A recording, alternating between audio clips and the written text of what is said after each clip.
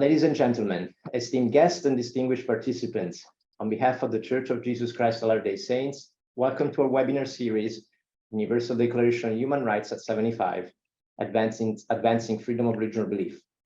Today, we begin a journey in 3 episodes to commemorate the 75th anniversary of the Universal Declaration on Human Rights, or UDHR, and to explore the profound impact of Article 18 on the promotion of freedom of religion or belief, or forb. I'm here today with Paulo Macedo, Secretary General of the International Association for the Defense of Religious Liberty, Dr. Ibrahim Salama, Chief of the Human Rights Treaties Branch at the Office of the United Nations High Commissioner for Human Rights. We also have Professor Silvio Ferrari, who is an Emeritus Professor of Law and Religion, who is trying to connect, and we hope to be able to have him with us soon. And thank you to all of you for accepting our invitation to be with us today. As we reflect upon the drafting and the legacy of the UDHR, we recognize the significance of Article 18 as a cornerstone of the human rights ecosystem. It enshrines the fundamental right to manifest one's religion or belief, paving the way for individuals and communities to freely express their spiritual convictions without fear or discrimination. This episode, our first in the series, is titled Article 18's Legacy, Promoting Universality and Indivisibility. In this panel discussion, we have the privilege of hosting 3 distinguished speakers who will bring their expertise and insights to shed light on the drafting and enduring impact of the UDHR. Coming from academia, civil society, and the United Nations, each of them will bring a unique perspective to our discussion. We will try to explore the historical context and debates that surrounded the formulation of Article 18, highlighting its significance in shaping subsequent international human rights instruments. We will look at the vital role the United Nations played in the drafting and how it continues to champion the promotion and protection of forb on a global scale. And of course, we will discuss the contributions of non-governmental actors and civil society in promoting and safeguarding forb since the adoption of the UDHR. Before we jump into the discussion, a few housekeeping items. This webinar is being recorded, and the recording and summary will be shared through our mailing list. If you want to receive those, make sure you sign up at the link that will be shared in the chat.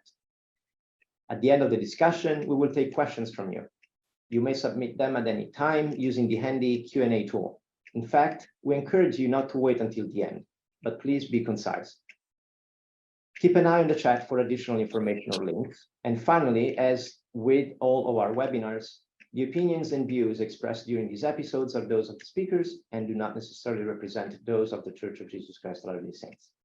Now, without further ado, let's give the floor to our guests. Now, each of you has up to 5 minutes for introductory remarks. So we'll begin with Paulo Macedo, and will be followed by Dr. Ibrahim Salama. And in the meantime, we'll try to see if Professor Ferrari will be able to join us. Paulo.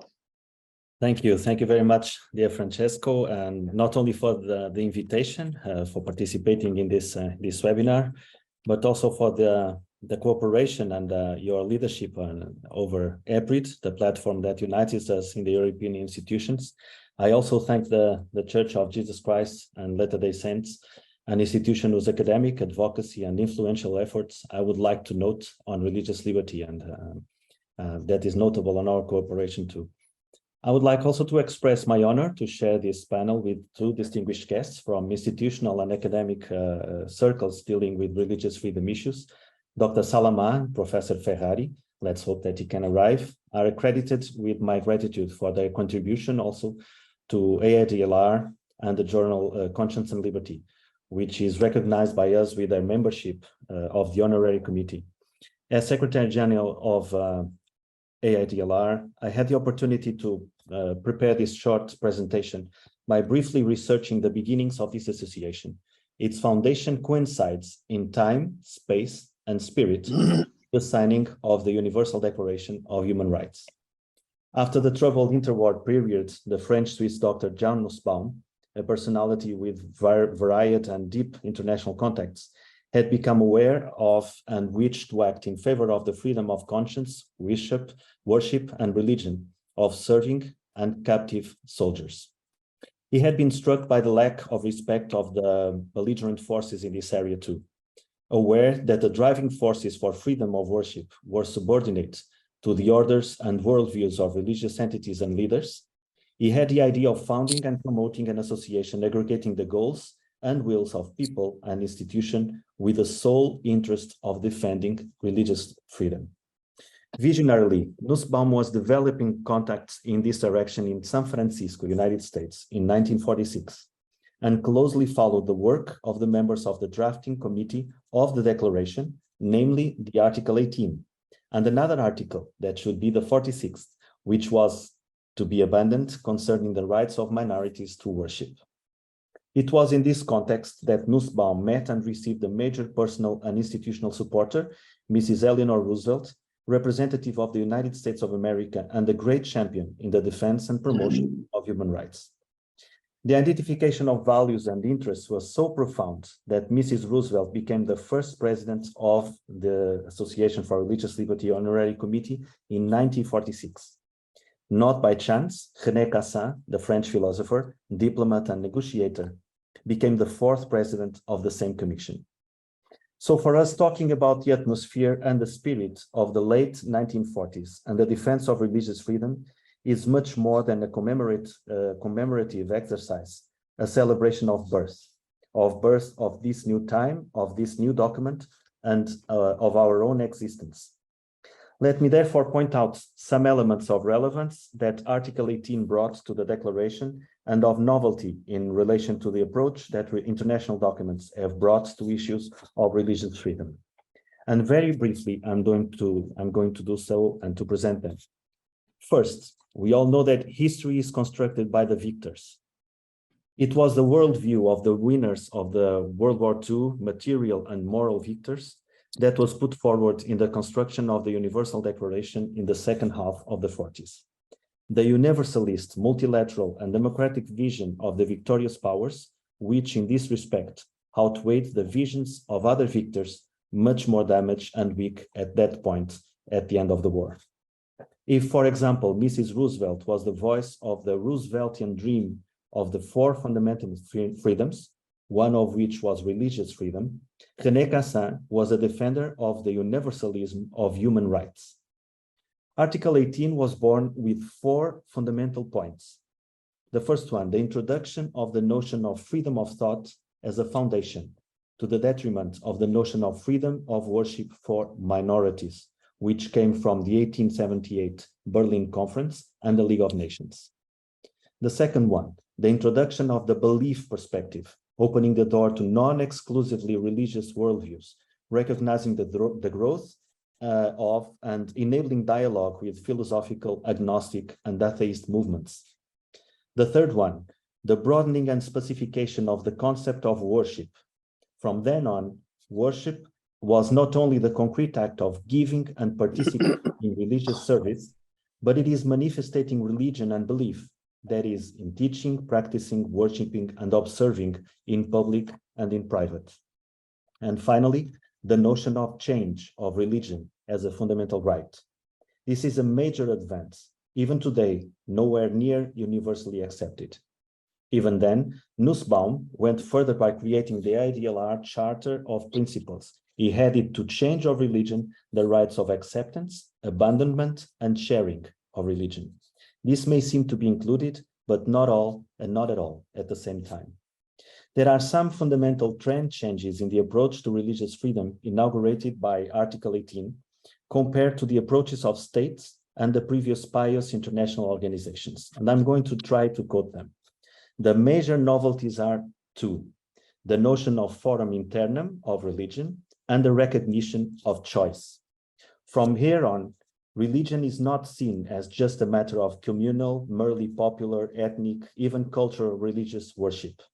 It is something that belongs to the realm of conscience, of immanence, of the profound, which is in a sphere so private that it can only be accepted by one's own free, autonomous choice.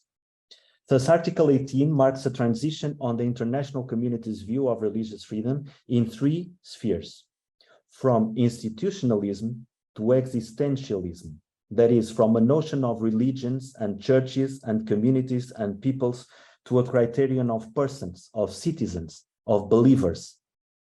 On the second stance, from communitarianism to personalism, from the community to the person as the center. And the third, from worship to conscience, adding to practice the essential question of freedom of choice.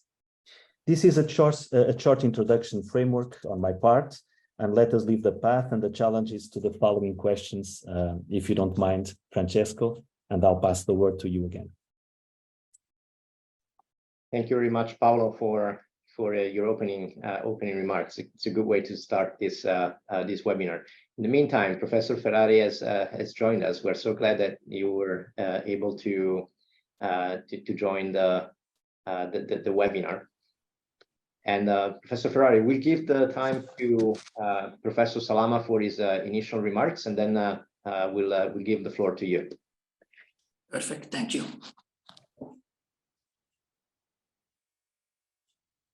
Dr. Salama, time is yours.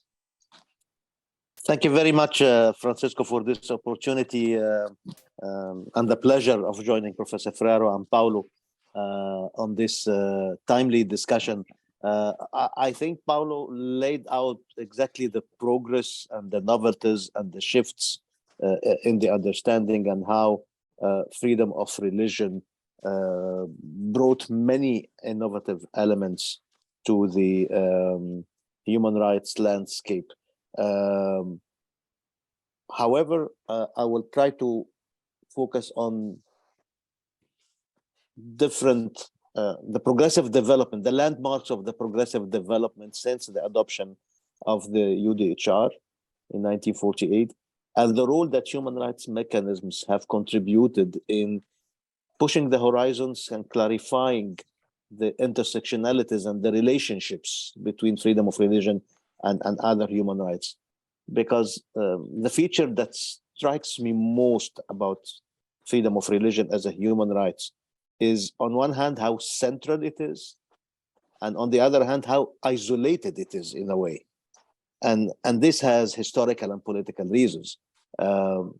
Religion is often wrongly associated with some incompatibilities with human rights, although it's all about human interpretations of parts of the understandings, as much as you have human interpretations of some human rights in a manner that puts them in contradiction to each other. So the issue of reconciliation among rights and optimization of all rights is not unique in the case of freedom of religion versus other human rights, but it is part and parcel of the human rights work at large. The main political feature of human rights development is that constituencies of rights are fragmented, and they are competitive by definition. They compete on attention, they compete on resources, and they compete on optimization, on pushing the horizons of the respective entitlements. Now, it's normal that the phenomena of frictions and tensions between different rights is posed. And honestly, the role of the human rights mechanisms have been crucial in trying to demystify, reconcile, and clarify the intersectionalities between rights. So for the freedom of religion or belief, I think for a long time, it has been dealt with as an isolated right. And the tensions between, namely freedom of religion and freedom of expression, and this is one of the major advancements in understanding the freedom of religion, was clarified through the Rabat Plan of Action 11 years ago in 2012, which identified specific roles for religious actors and responsibilities, and also clarified a 6-layer threshold to distinguish freedom of expression from incitement to religious or ethnic or national hatred. So progressively, we have more clarity about what is permissible and not permissible, even under the freedom of religion. On a second step that I think also brought the freedom of religion out from its relative isolation as a corner within the human rights landscape, from the corner into the mainstream of human rights, is also the subsequent initiative on faithful rights, which is a set of 18 commitments articulated jointly by faith actors and human rights defenders in Beirut 6 years ago, which articulates the role and responsibilities of faith actors towards all human rights. And I think this is a movement in the right direction, because we can optimize and embrace the full width of and potential, positive potential of faith traditions when we relate them to other human rights, and not when we treat them as just an isolated individual and community rights from each community alone. And I think this is one of the major shifts that I would add to Paulo's lists of positive shifts. Religion has always been conceived, and the impression about it was in terms of it's a set of diversities, but nobody looked at it from also the point of view of the commonalities, the notion of community of believers in the larger sense, not only religious in the traditional sense, the three major religions, but beliefs at large and what's common about them. And this is exactly what the Faithful Rights Framework it's about. It's about establishing what's common between different faith traditions and how do they resonate with human rights norms and standards in all its diversities, from children's rights to women's rights to speech to humanitarian assistance. And I think this shift from mere particularities to also commonalities in a double sense, once between faith traditions themselves and then between them and human rights, is a major opening. And I think it's an opening that allows ultimately, when we speak about the 75th anniversary of the UDHR, what allows universality to fly with both its wings.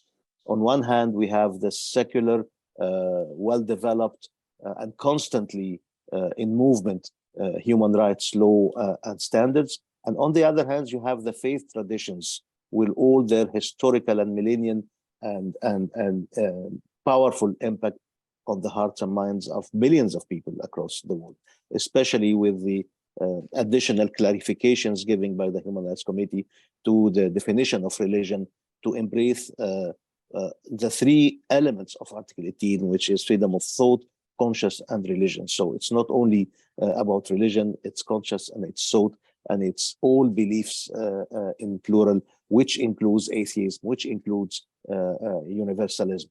So these are the movements that occurred, and I think what didn't happen yet, but hopefully it is in a transition towards realization, it is a shift also from different religions and communities in parallel and separate into faith communities at large, acting together to defend the freedom of religion and belief and the enrichment of faith traditions to all other human rights jointly. And this is exactly the philosophy and also the operational nature of the Faithful Rights Framework, to which there is also a toolkit of peer-to-peer learning that precisely attempts to benefit from the comparative experiences in different regions and religions and faith traditions to have a new regard on local, national, and global challenges from a faith perspectives as well.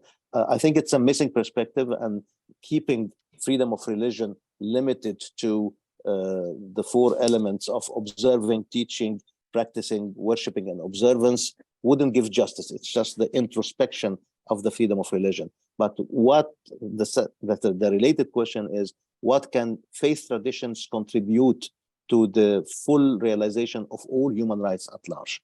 What is the joint voice of faith communities on specific issues?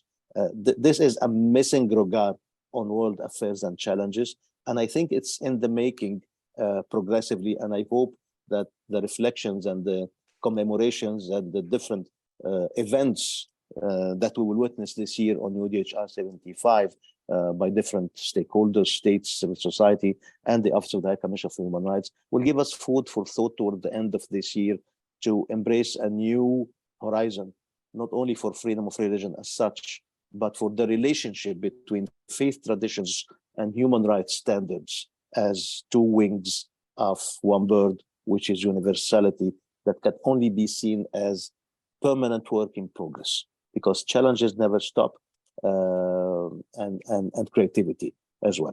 Thank you very much. Thank you so much, Dr. Salama, for your remarks. Now, Professor Ferrari, thank you for welcome, and thank you for joining us today. Professor Ferrari is Emeritus Professor of Law and Religion, and time is yours for your initial remarks. Okay, thank you. Sorry for the inconvenience at the beginning of this connection. Now, I think that Article 18 of the Universal Declaration has two grandfathers. The first is Article 10 of the French Declaration of the Rights of Men and Citizens, 1789. And the second grandfather is the First Amendment to the United States Constitution, and we are in 1791. Both are national declarations, the French and the US one, but have a universal aim and scope. The difference is that these two declarations are primarily concerned with limiting the power of the state to prevent the manifestation of religious freedom, while the Universal Declaration aims to affirm the right of every individual to manifest his or her religion or non-religion. It seems a little difference, but I think it is a great step forward, or rather, two great steps forward made by the Universal Declaration. On the one hand, with the formulation of Article 18, it becomes possible to conceive freedom of religion as a right inherent to every human person, and on the other hand, as a right that can be asserted not only with respect to the state, but also to any other individual and organization, including the religious organizations themselves. Here lies the root of the universal character of the right of religious freedom, as it covers even the region of the world where there is no state or where the state is illiberal, and it applies even in a relationship in which the state is not involved. That said, it's necessary to contextualize a little bit the Universal Declaration of Human Rights. It is adopted in a time when the world is divided in two major blocks. On the one hand, the bloc of communist countries with an anti-religious and pro-atheistic orientation. On the other hand, the bloc of Western countries. In order to counter communist atheism, these countries did not adopt as their flag a specific religion. For example, the Christian religion that was professed by the majority of the UN member countries. Instead, they adopted freedom of religion. Once again, this goes in the direction of the universality of Article 18. Freedom of religion can be accepted and defended regardless of the religion a person professes. choice has proved successful. Since the collapse of communism, freedom of religion has been extended to countries where it was previously denied, and the limitations it still faces in some of them today do not detract from the fact that great progress has been made since the time when the Universal Declaration was promulgated. However, all that glitters is not gold. Reread 75 years after its promulgation, one cannot help but notice that some words are missing from the declaration.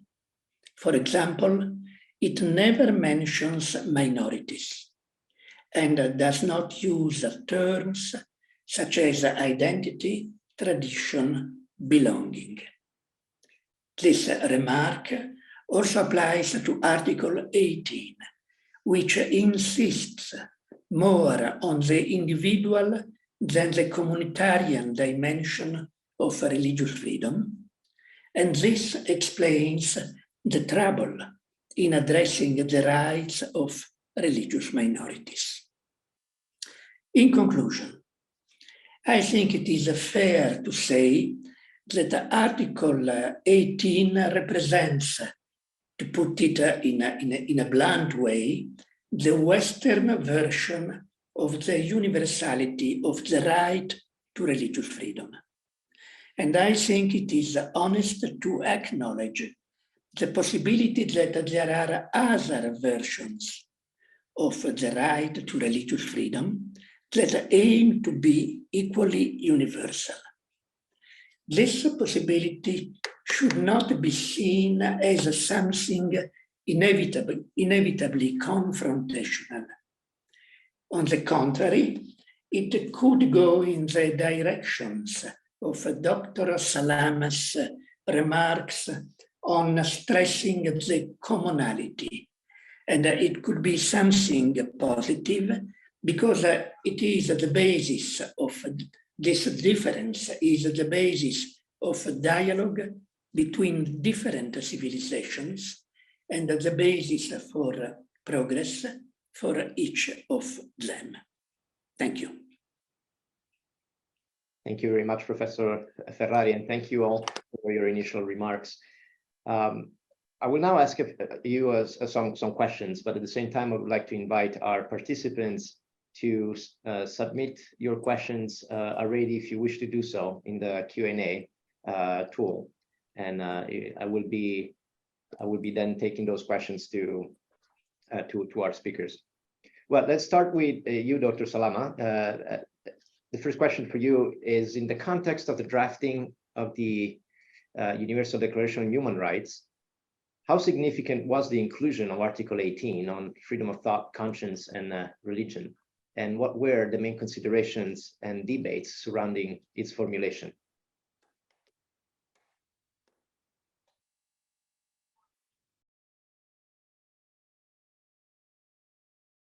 Dr. Salama, you're muted. Thank you for the question. I think it resonates very well, this question, with the very valid observation of Professor Ferrari, what he called the missing words. So not only there has been missing words, but also there has been words which were there and then disappeared. For example, one of the main considerations which was controversial and debatable during the formulation of the UDHR was the issue of the right to change one's religion or belief. It was objected to at that time by some drafters, and then it was kept. But then when later the same Article 18 became more equipped with teeth in the ICCPR, International Covenant for Civil and Political Rights, it disappeared again, the right to change one's own religion. So the missing points, Professor Ferrari, are missing and then reappear and then are missing again, depending on the politics and on the numbers. Of course, at the time of 48, the number of, it was pre-decolonization, and the number of At that time, not yet independent states was less, only 56 members negotiated, which is one of the political arguments that some anti-UDHR considered not universal enough given the number of the states. However, the right answer to this and to the phenomena of the missing words is exactly the corrective role by the human rights mechanisms, which are living entity, whether it is the Special Rapporteur on Freedom of Religion, Special Rapporteur on Minorities, the different treaty bodies, particularly the Human Rights Committee and CERD, they all have contributed general comments that filled the gaps and added the missing words. However, comparing the problem with multilateral diplomacy is that diplomats always find words to cover up for their divergences. And of course, they miss the right words and they put some words that are supposedly meant to bridge gaps while in fact they perpetuate ambiguities. And I take this to comment from a historical perspective on another term that intrigued me and I found very interesting that Professor Ferrari just used, which is the Western understanding of forb and the legitimacy of having other non-Western understandings of freedom of religion. We saw this very clearly, Professor, in the very polarized discussion of the Human Rights Council just a week ago on a resolution related to the burning of Quran in Sweden. And sadly, it was a voted resolution on such a central issue shows to which extent the constructive ambiguity is not that constructive and it's not ambiguous. It's really disagreements that are channeled to be as agreements. So I think this is a negative phenomena that creates a positive dynamics in search of the missing words, but rather also the missing understandings. And to me, one of the main lessons of this controversy that shows that there are different understandings of forb up till now, 75 years ago. And I fully agree with Professor Ferrari as well, that it's not necessarily illegitimate, to the contrary. But zooming on the example of the burning of Quran, what is it that is missing in the understanding and the standards of the law can clarify further? I think these are two notions, and I will not elaborate on them. One is the borderline speech. If we have clarity on what's hate speech and what is free speech, in between there is a gray zone, a borderline speech. Now, if the law cannot reach the borderline speech without endangering freedom of expression, then what else can be done? Here, there is no answer in the human rights world. And I think one of the answer is what I call a duty of remedial speech, i.e. instead of trying to legifere, instead of trying to codify what's almost impossible to codify, which is not to offend or how to show respect, you need a counter type of speech that has not been developed yet. All of this to say that when I look at the gaps, ambiguities, tensions, different understandings of the same freedom of religion, I realize to which extent we are progressing and we need to progress more, and that faith actors need to be much more engaged and involved in this discussion. They need to master the human rights techniques and notions, because otherwise you fall into theology, ideology, misconceptions, and you can hardly have a dialogue with all of these missing words again, or even worse, misleading words in the literature of forb. So the work started 75 years ago. It has been completed at different stages. It doesn't end yet, especially with a much more complicating factor, and I will end there on this notion, which is the political instrumentalization of religions. Now, it's not only states. An individual can instrumentalize religions. I have seen videos for some individuals speaking about such incidents and how they relate to enhancing their files for asylum seeking, for example. I mean, even an individual, and I have no value judgment on this. People opportunistically try to use whatever makes them win in light of a political and legal environment. So if being a victim and threatened to death helps, why not? to that extent, people are egoistic. It's our human nature. But then, what is the response of the communities? And I think it's not only the government and it's not only the international community, it's faith leaders at the very grassroots level that need to be aware, need to be equipped, need to be involved, and need to exchange their own experiences on how to avoid these inflammatory situations before they start through awareness raising and education. Sorry if I were a little bit too long. Oh, thank you. I mean, it was very, very interesting. Paulo, Mr. Macedo, in your understanding, what were the primary motivations and aspirations behind the inclusions of Article 18 in the UDHR? And how has this provision contributed to the recognition and protection of forb by civil society organizations around the world? Thank you, Francesco, and allow me to acknowledge and say hello also to Professor Ferrari and to thank him for all the cooperation to Airialatu. Well, I started to answer the question that you have just made me in my first presentation, and I will try now to point out some details of the attempts of the proponents of the Article 18.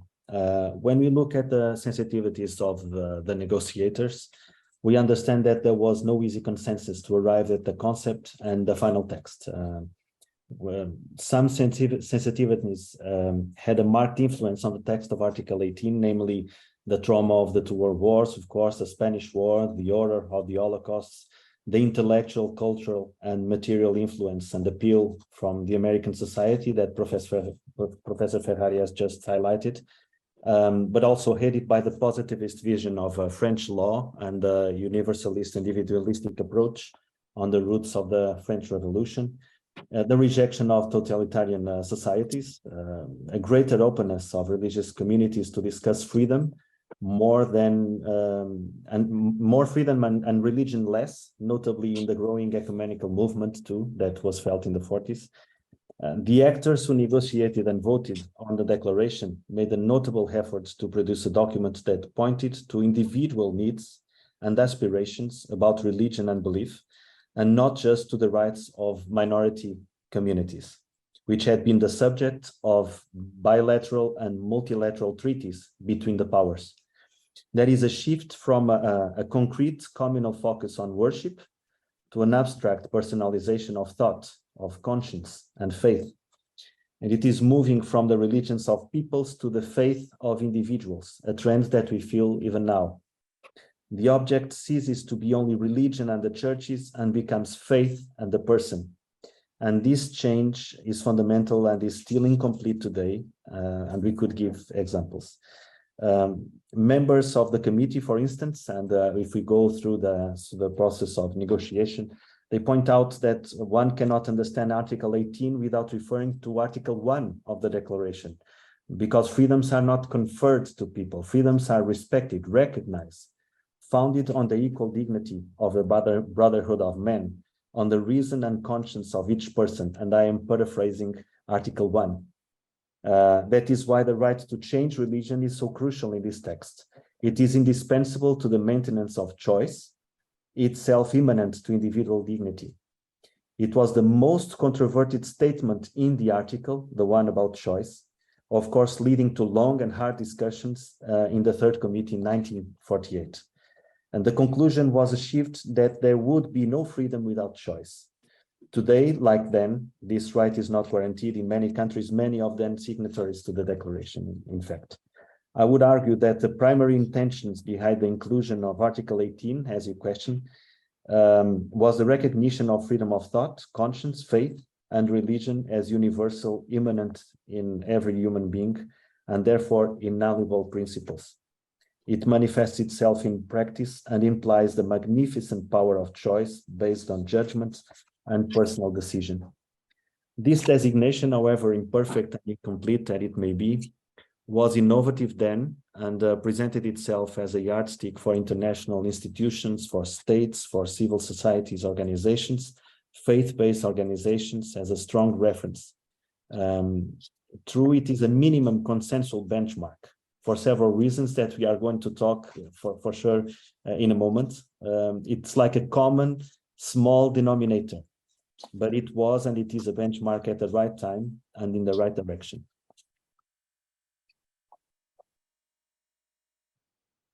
Thank you, Paulo. Thank you very much. Professor Ferrari, considering the drafting and the adoption of the UDHR, particularly in relation to the inclusion of Article 18, how did various stakeholders contribute to shaping its language and ensuring its universality? Well, this is a very interesting question. I think it's that there was a coalition behind the framing of this article of the Universal Declaration, and the members of this coalition were mainly three. First, the liberal and democratic secularism. That is, liberal and democratic states with secular, assuming this term in a broad sense, with a secular orientation. Then the second member of this coalition was Protestant Christianity, in the sense that Protestantism, Protestant theologians were more or less ready to accept this conception of religious freedom as a right which does not have a religious foundation, but a different foundation, a foundation in human rights. And then a minor but significant stakeholder are the humanist organizations, which had this conception of freedom of religion as individual right put into an international covenant. Some stakeholders were excluded, or not were excluded, but choose not to take part in this coalition. The Catholic Church, for example, it was not ready at the time to accept this idea of freedom of religion, except some US theologians, except some French philosophers like Maritain.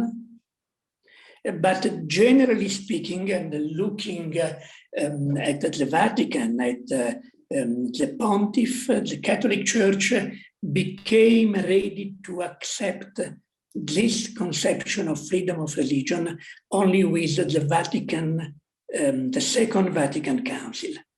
That is 10, 15 years later than 1948.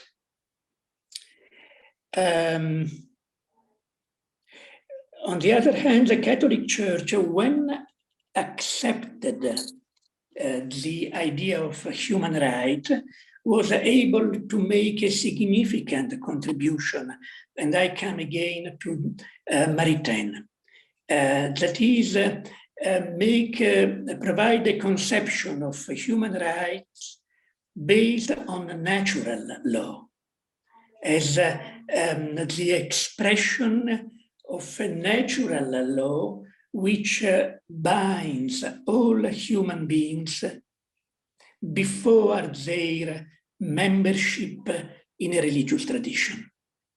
Something which binds all human beings simply because they are created as son of God, as an image of God. But at the moment, the Catholic Church was not yet ready. And also the Orthodox Christianity was not yet ready to accept this conception of freedom of religion. And also Islam was not yet ready to accept Article 18 as it is shown by the number of reservations made by some Islamic countries to Article 18. What is important is that sooner or later, most of these excluded or auto-excluded stakeholders have come to accept the idea of freedom of religion as a universal right. This is the important thing. But the coalition, at the beginning, the coalition was liberal and democratic secularism, Protestant Christianity, and humanist organizations. They were at the center. In my opinion, this is, as I see it, at the center of the stage in the debate on Article 18. Thank you very much, Professor Ferrari. Back to you, Mr. Macedo. From the perspective of civil society, what challenges and obstacles have emerged in promoting and safeguarding freedom of religion or belief since the adoption of the Universal Declaration on Human Rights? And how have civil society organizations advocated for its implementation and addressed these challenges? Thank you, Francesco, and please call me Paulo, okay? Well, let's start with the opportunities. What happened in the late 40s with the coming of the Article 18? The post-World War II period was very fruitful in the emergence of entities and organizations based on the will of individuals and institutions of civil society. The UN, followed by other regional and sectoral organizations, provided a meeting point and a platform that didn't exist before for dialogue, for the various sensitivities towards the religious phenomenon to connect and to make themselves heard and available for dialogue too. And looking at the Western world in which we live and we are discussing now, we see the birth of a non-governmental organizations, faith-based actors, pressure groups, human rights associations, inter-associative platforms. Some defend the principle of religious freedom, others a particular religious or philosophical view on this principle. Others advocate for the rights of a particular community or minority, but they all work in the frame created by the declaration. So this document was the first common reference, minimalist but profound, which united them as a starting point for denunciations, complaints, suggestions, interventions in the public space. And this was, in fact, fundamental. They did so by participating in the Human Rights Council, which had the declaration as its basis, by appealing to institutions and personalities, by promoting conferences and congresses, by publishing statements and reports, or by doing online seminars like this one that you are promoting right now. It was this boom in the generation of entities and the creation of means that helped to materialize the declaration, that took it, allow me to say, that took it out of the offices and brought it to the reality of the people and to institutions and to communities. Of course, international organizations and governments are the first agents of implementation of the declaration and the application of Article 18, but more obviously states and their domestic legislation. But the contribution of civil societies organization is extremely valuable in multiple sectors. And I'm trying to enumerate at least four. In disseminating knowledge about the international documents and involving citizens in the spirit and practice of these fundamental principles. In informing official authorities about the specific situations in relation to the issues or populations to which they are addressing their concerns. Also by scrutinizing the application of human rights principles at local, regional, national levels and their consequences, either reporting situations where they are not respected and seeking to improve their application.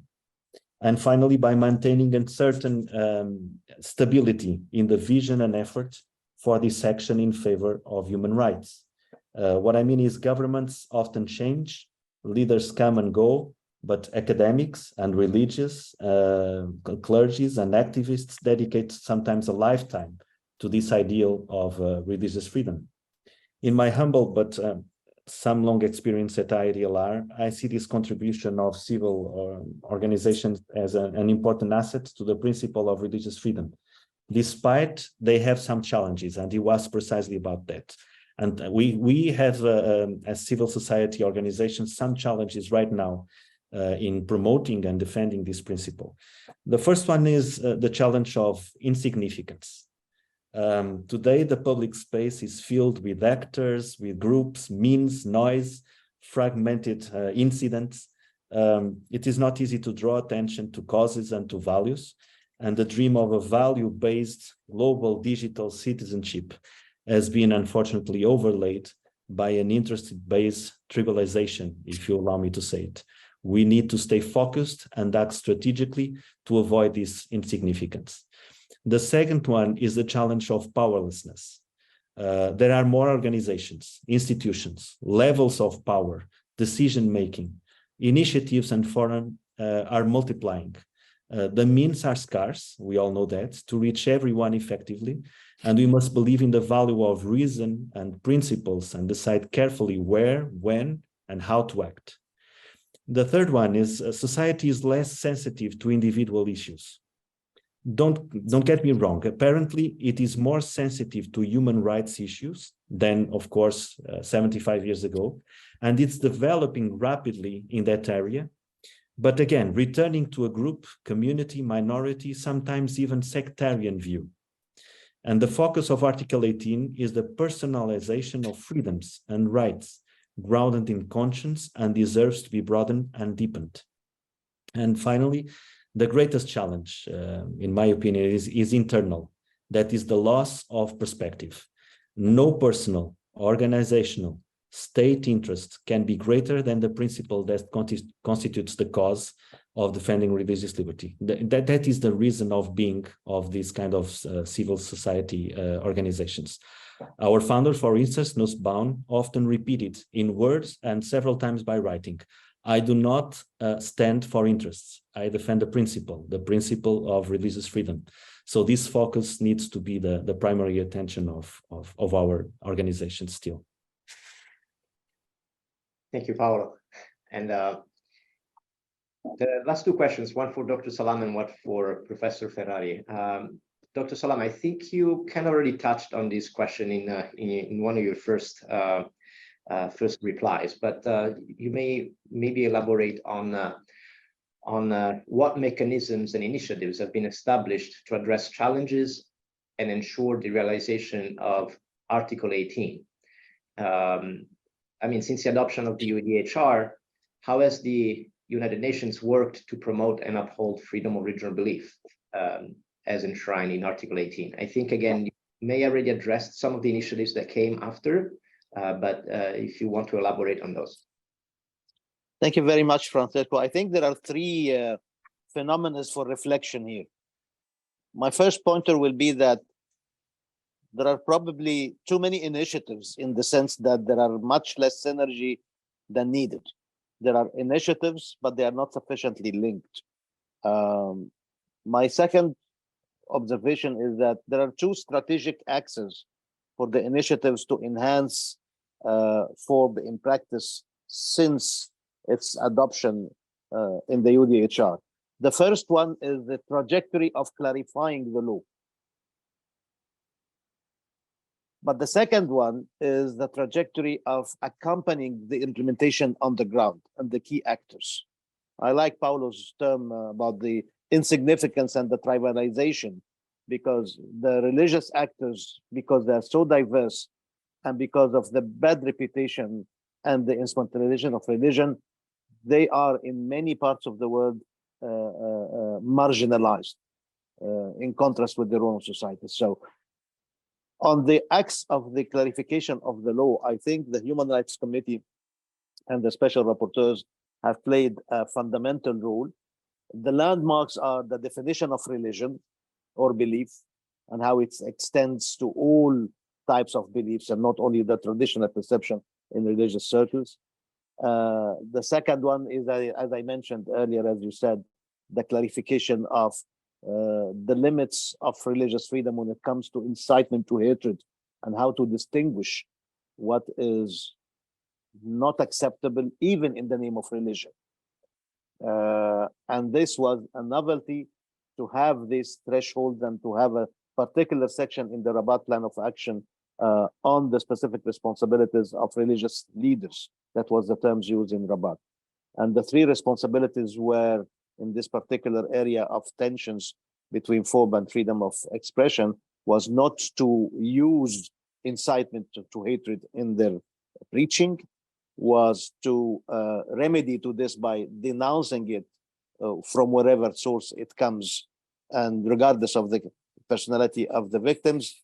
And the third was precisely to contain the anger of followers and communities because prior provocation does not justify violence in itself. So the notion of remedial speech was there, although not sufficiently clear in the Rabat Plan of Action. I think it's subsequent events that show us that we need to fill up a little bit this notion of what's exactly that needs to be done in the area below the threshold of incitement, which I call the borderline speech. So all of these are clarifications of the law. Also, General Comments 22 and 34 of the Human Rights Committee clarified the notion of sanctity, the holiness, in relation to criticism, and that as long as critical thinking and expressions do not reach a threshold of incitement to discrimination, hostility, or violence, they're absolutely lawful and they should be tolerated. And again, it's a cultural divide between the religious sphere at large and the secular view of the world, the notion of sanctity, and again, all the sensitivities that are involved. It will take long to give even the titles of the clarifications of the law, but what I want to underline most strategically is that there has not been enough work on the ground to transform these clarifications of the law into a methodology to act together on the ground. And this is the value added, I think, of the framework of Faith for Rights, because it creates a movement, it creates a learning methodology, and it really provides for a forum for all faith actors to debate these issues. And instead of defending themselves on a very sectarian basis, they come together, and instead of dealing with the interests, to paraphrase Paulo, they should always come back to the principle. And the principle is everybody should stand for the rights of everybody else. Otherwise, you're opportunistic in defending your rights, which takes you from the heights of the principled level into the interests. And when you go to the interest level, you are left to your proportional weight in the politics at a given point in time. And this is in the interest of nobody, because nobody can guarantee to be on the right equation of the power politics at any point of time. But everybody would benefit from having a common principled position. And that's why we are hopeful that this notion of coming together, not just to send a message, but to do an act and to remedy a violation, is something that will shift us from clarifying the law into accompanying the implementers of the law. Over. Thank you, Dr. Salama. My last question to Professor Ferrari, which I will probably combine with one of the questions that were submitted by our participants. Let's see if I can manage to do that. Well, the question I had in mind for you is, how has the language and intent of Article 18 shaped subsequent international human rights instruments and influenced the understanding and protection of freedom of religious belief? The question asked by Madison Weber says, considering that the UDHR was initially adopted by the United Nations, how have other international organizations such as the African Union, the Organization of Islamic Cooperation, the Organization of American States, the EU, etc., either adopted, built on, or rejected the principles of the UDHR, including Article 18? I don't know if these two can be combined. And of course, Paulo and Dr. Salama, if you would like to address the question from Mr. Weber, you are welcome to do so. Professor Ferrari. Okay, thank you. Well, the language has been very successful, because the way of structuring legally the idea of freedom of religion we find in Article 18 of the Universal Declaration. The same idea, the same structure, in some cases the same words can be found in the International Convention on Civil and Political Rights, almost the same language, with a little change. The same language has been employed in the Article 9 of the European Convention of Human Rights. And if we go outside the Western side of the world, and for example, if we look at the African Charter on Human and People's Rights, the language is not so different. If we want to find a different language, we have to look in some religious organizations' declarations. That is, for example, the Cairo Declaration makes use of different terminology and of different concepts, and the same happens also with other Islamic declarations. So, not only the language, but the structure of the right defined in 1948, is still the language and the structure we work with today.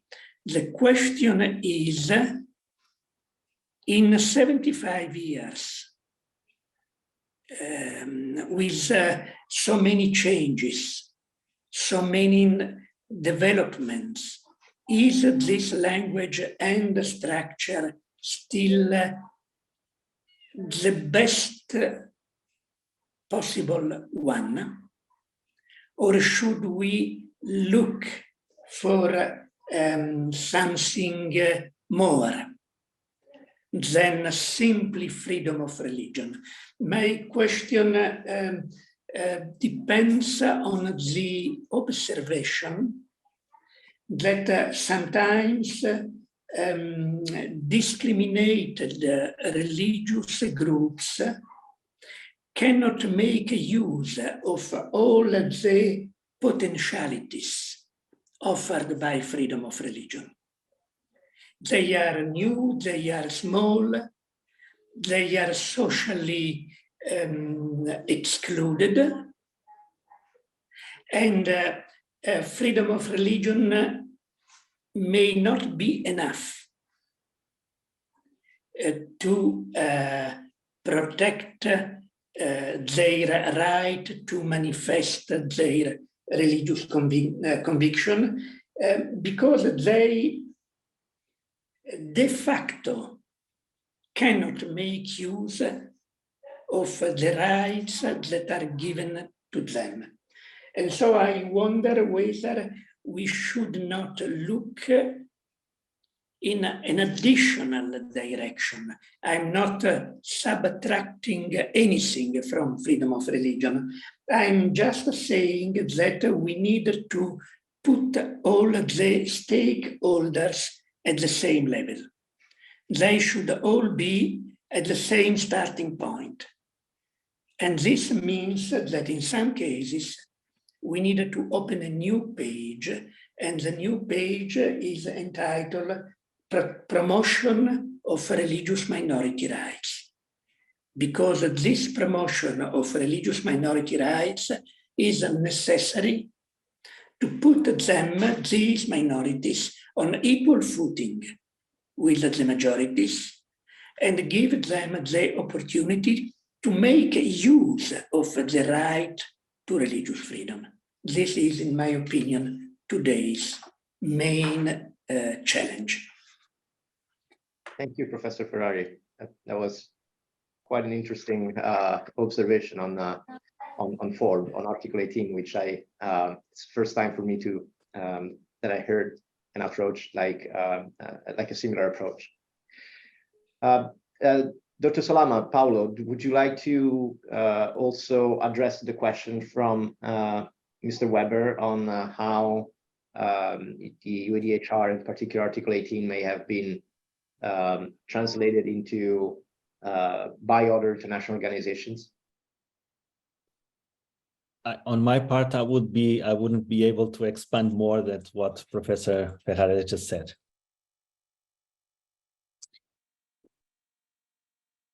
I would simply add from my end on the same question that the problem is structurally in the fact that it's always too late and too little, and it's defended at the level of particular interests, again, leaving people to the relative weights of the power politics.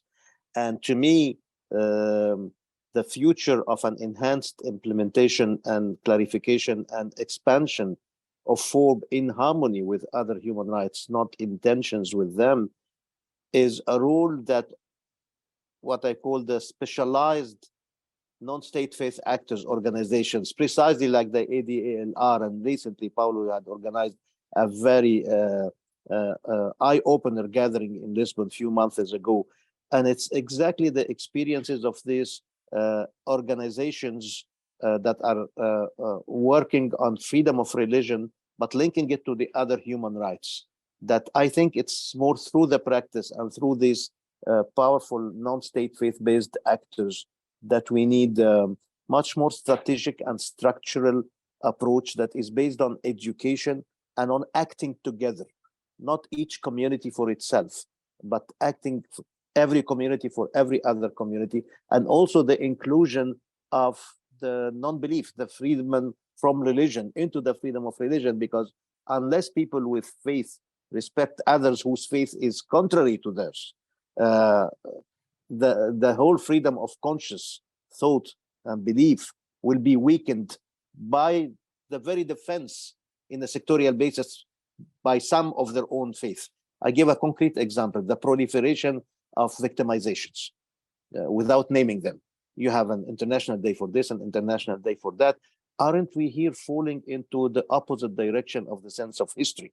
The sense of history is values and unity and acting together. The sense of history is principles and not interests, as Paulo keeps reminding, based on the philosophy of the ADLR and its foundings. But we're going into the opposite direction. I think people defend their own community, their own sect, their own belief, their own religion, and keep silent when others are subjected to the same thing that they wouldn't have accepted for themselves. So to get outside of this circle, it's not the clarification of the law, it's the acting together on the ground. And it's not chacun pour soi, it's not every community for itself, but it's all the human rights community for all the human rights of all. We're far from that. I mean, the famous slogan of the SDGs, leaving no one behind. How beautiful. Much easier said than done. What are the concrete actions that the international community has taken to make this happen? Still, we are in the structurally fragmented, opportunistic defense of sectorial rights. This can only enhance the tensions between human rights, and who benefits from the tensions between human rights. It's those who think that human rights are a Western imposed political agenda and not a genuine contribution by all civilizations. There is a lot yet that we need to do. Thank you. Thank you. Well, we now need to, we're drawing to a close to the webinar, and I would like to, I don't see any questions submitted on the Q&A tool. So I have one last one for you, all three of you. So if you could try to be concise on this one. It's very hard, I know, but considering the lasting impact of the UDHR, how can civil society organizations continue to leverage Article 18 and its legacy to advance the rights of individuals and communities in matters of religion or belief? Are there any specific strategies or collaborative approaches that have proved effective, or do you have recommendations for better ones? I know it's not, you could talk for hours on this one, but if you could answer briefly to close to wrap up the webinar. Let's start with Paulo, and then Dr. Salama, and then Professor Ferrari.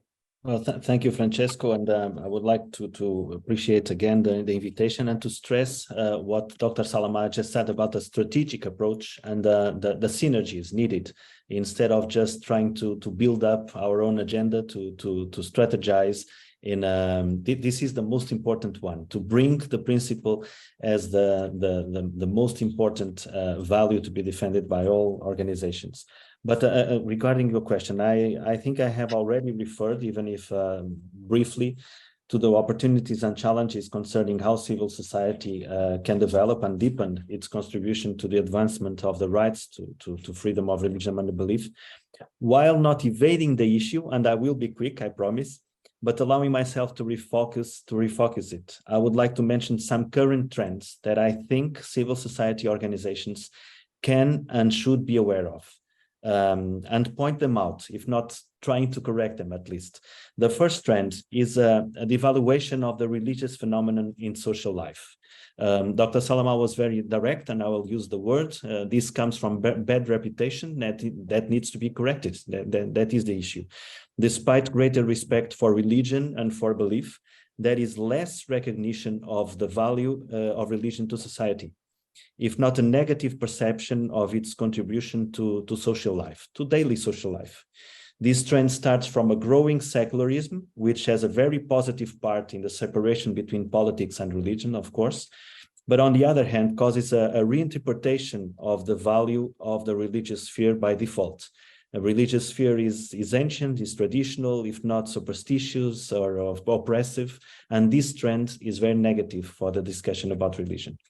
The second trend builds on the first one and relates to freedom of expression.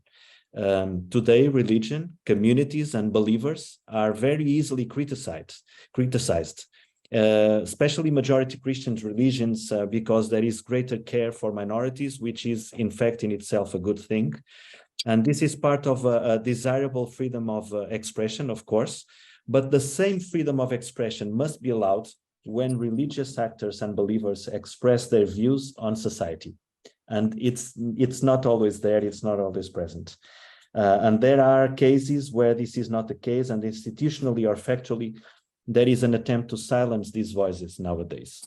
When they express their thoughts in conscience about the world, the affairs of the world, the course of the world, secularism, positive as it is in allowing freedom of action for religions, can be sometimes oppressive of the freedom of religions in relation to their discourse about society.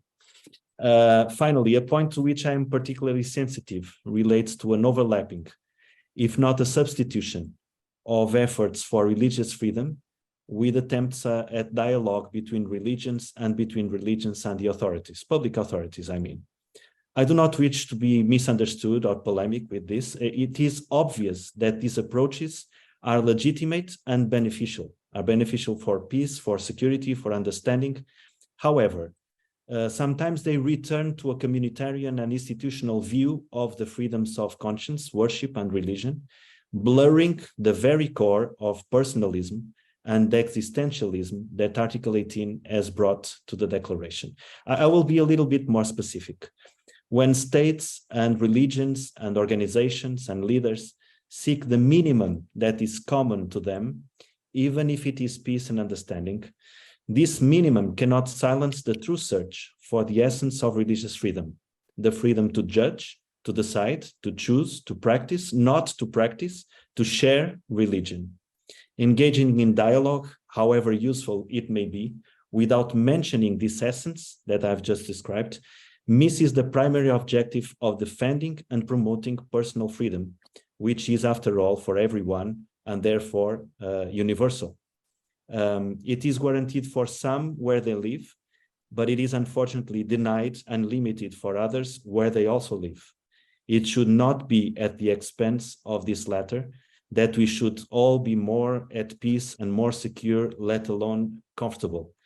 For we will all be internally and socially conflicted, insecure, and we should be uncomfortable and uneasy until the foundations and designs of Article 18 of the Declaration, that has brought us together in celebration today are broadened, are deepened, and are lived by everyone.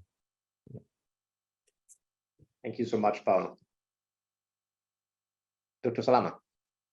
But this time I can say it in exactly 4 words, which are missing as elements of a strategy. Number one,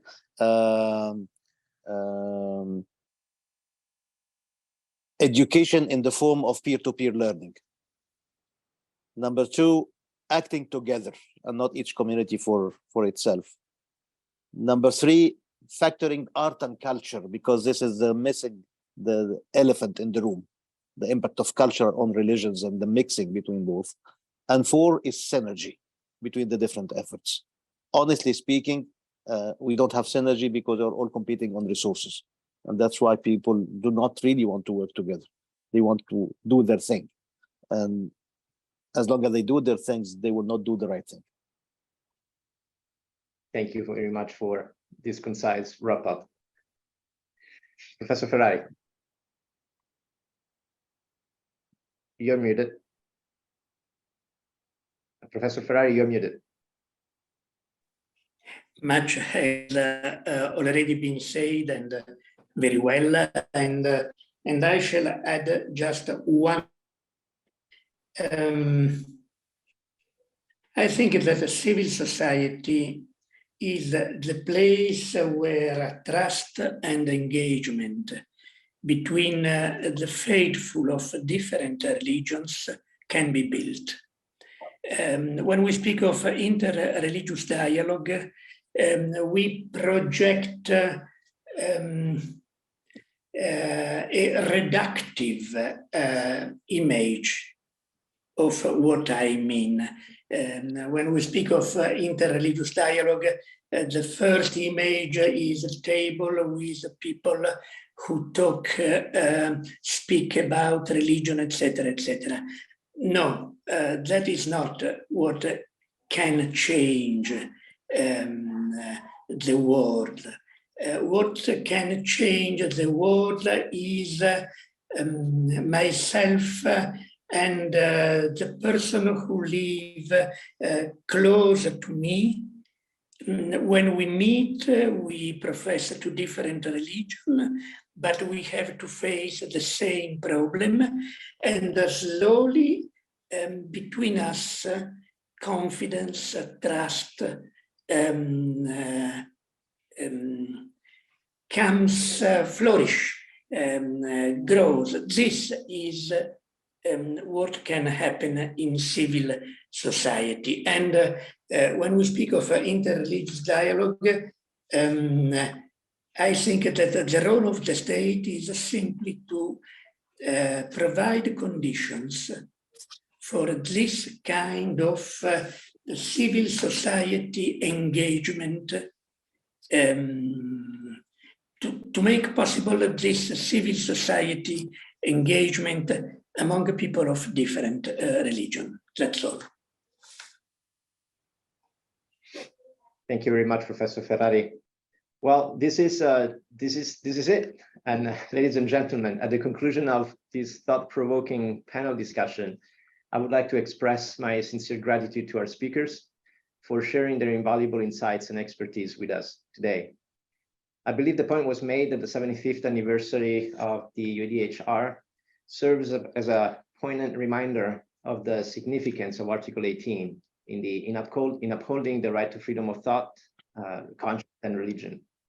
And on behalf of the Church of Jesus Christ of Latter-day Saints and our panelists, I extend our heartfelt appreciation to each of you for joining us today in this meaningful conversation. We look forward to your continued engagement in our upcoming episodes in September and November as we delve further into the promotion of human rights and the advancement of freedom of religion or belief. With this, good afternoon, everyone, and looking forward to seeing you soon. Thank you. Thank you. Thank you, Francesco. It was an honor. Thank you, Francesco. Yeah.